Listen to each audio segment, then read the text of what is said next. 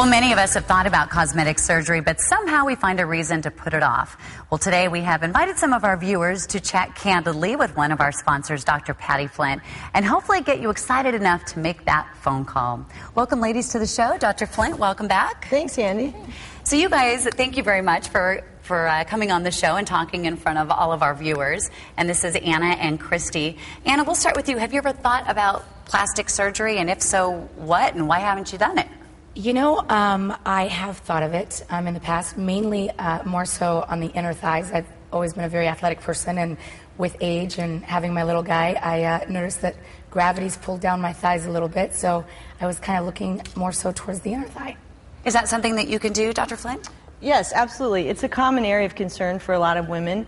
And after I examine someone, then I can give them the best option for them, because it's not always the same treatment. But certainly it's a common target for liposuction. Okay. And as long as the skin quality has held up pretty well, it works great. Just to kind of contour that area and get rid of what I call the chub rub, right. Even in patients that aren't overweight. I mean, it's common to have that area just be a little thicker than what's comfortable. So a little liposuction contouring there can be very beneficial.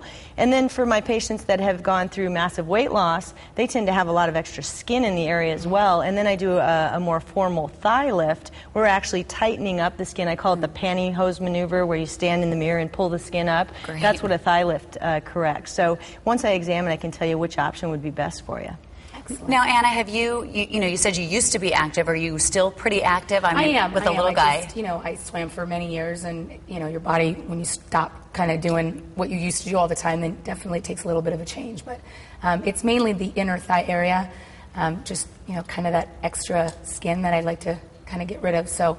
Sure. Yeah. Liposuction was actually designed for areas that just don't respond to diet and exercise. Right. So it sounds like you would be an excellent candidate for that. Okay. Awesome. Now, what's the recovery time for something like that? I mean, she is an active mom, and she's got a little boy. So, it's you always sort of wonder with the face, you can sort of get back to work pretty quickly. But what about the thighs? Well, with liposuction, there's not as much downtime as some people think. And I think still standard liposuction, where we inject some fluid and then suction the fat away, really does give the nicest results. So, you're going to have a week or two of some swelling and some bruising. But as far as being laid out and unable to get up and about, that's just not really the case. Okay. We do hold you off of exercise for about 3 weeks to let the swelling dissipate. But it's not a super uncomfortable recovery. And I think that standard method really provides the best results, and it's worth the little bit of downtime that you have with it. Okay. Great. So definitely something to do in the wintertime when you're not out by the pool. Perfect. Christy, we were talking offset here a few minutes ago, and I know one of the questions that you have is something that we all think about, this right here. Exactly, especially here in the Valley, where we're wearing sleeveless shirts so often, and push-ups will help this area, but nothing seems to help with this. Really common question amongst my patients. What do you call that?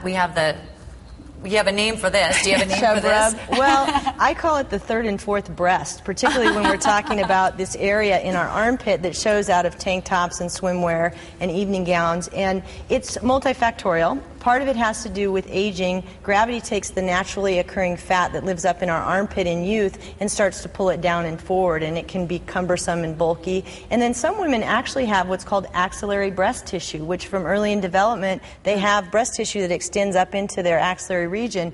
So depending on how fibrous it is, many times it responds beautifully to liposuction alone. Great. And then little teeny scars hidden up in the armpit, so then you can wear whatever you want without concerning yourself with it. And in women that have really fairly significant breast tissue, then sometimes I make an incision up in the armpit, which is also nicely hidden. But you don't have to cover up in long sleeves. You can really get that taken care of pretty quickly. Okay, great. There you go. How long is the recovery for something like that? Similar. You'll be a little sore and bruised, but it's not a long-term recovery. Another winter thing where you can wear sweaters and you won't notice it.